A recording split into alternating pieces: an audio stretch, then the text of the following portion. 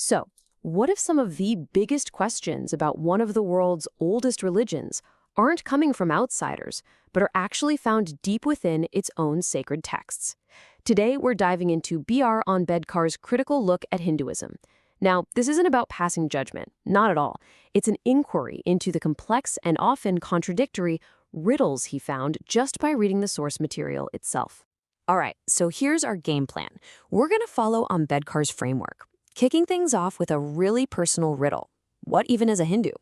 From there, we'll dig into the scriptures, the gods, and some of the surprising stuff in the texts. And then we'll wrap up by asking the big question, why does any of this even matter? So, our first riddle, it's probably the most fundamental one Ambedkar asks. It's a question that, seems so simple on the surface. What exactly makes someone a Hindu? Ambedkar starts right here. Because, as we're about to see, the usual answers, well, they don't really hold up when you take a closer look. If you ask most people, they'd probably point to these three things: believing in the same gods, following the same traditions, and being part of the caste system. But Ambedkar decides to really test these assumptions. And this is where it gets really interesting. He challenges that first idea by pointing to Hinduism's incredible diversity. He's like, look, there's no single god that everyone worships. You've got major gods like Vishnu and Shiva, sure, but then there's this huge world of village deities, spirits, and divine mothers. Then he moves on to shared customs, and he points out some massive contradictions in really core traditions. The source gives this perfect example of marriage rules. What's totally forbidden in one part of India is actually prescribed, even encouraged in another. So much for uniform customs, right? And finally, he takes on caste. He argues that even this isn't a uniquely Hindu thing, pointing out that other religious groups in India have caste distinctions too. His logic is, if you have to already be a Hindu for caste to apply to you, then caste can't be the thing that defines you as a Hindu. It's a classic catch-22, which leaves that original question just hanging in the air. And that's his first big riddle. So this uncertainty around identity, it leads us straight into the next riddle. This one is found in the very foundation of Hindu scripture, the Vedas. And here, Ambedkar finds this fascinating internal tug-of-war. He points out this central conflict within the texts themselves.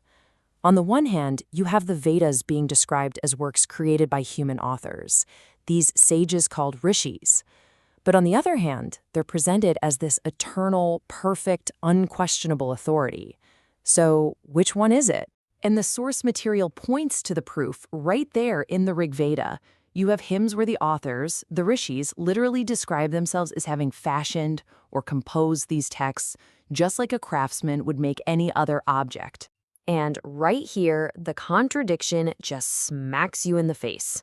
This quote reflects a much later idea that completely changed the game, elevating the Vedas to this status of absolute, divine truth that you simply cannot question, a move that seems to fly right in the face of what the original composers themselves said. And this theme of internal conflict, it doesn't just stop with the texts. It actually extends to the gods themselves.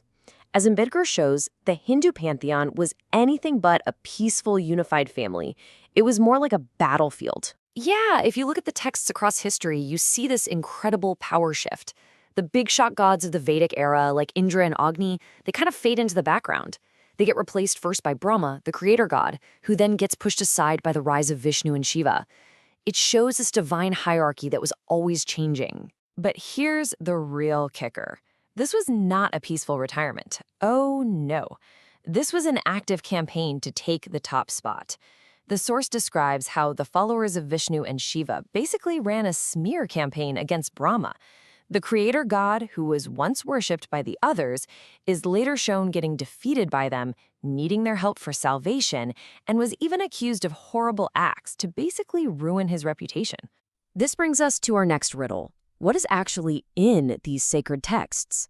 Ambedkar's dive into them reveals that the contents are way more diverse and, frankly, more surprising than just deep philosophy and hymns to the gods. Because when you actually look inside, you find this incredible range of stuff. We're talking about texts that are basically practical magic. There are medical charms for everything from leprosy to a bad cough, spells to win over a lover, curses to use against your rivals, even battle charms for victory. This isn't just high-minded philosophy.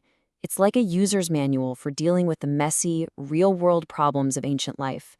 And it paints a very different picture of these texts. Okay, so we've gone through all these riddles: identity, scripture, gods, content.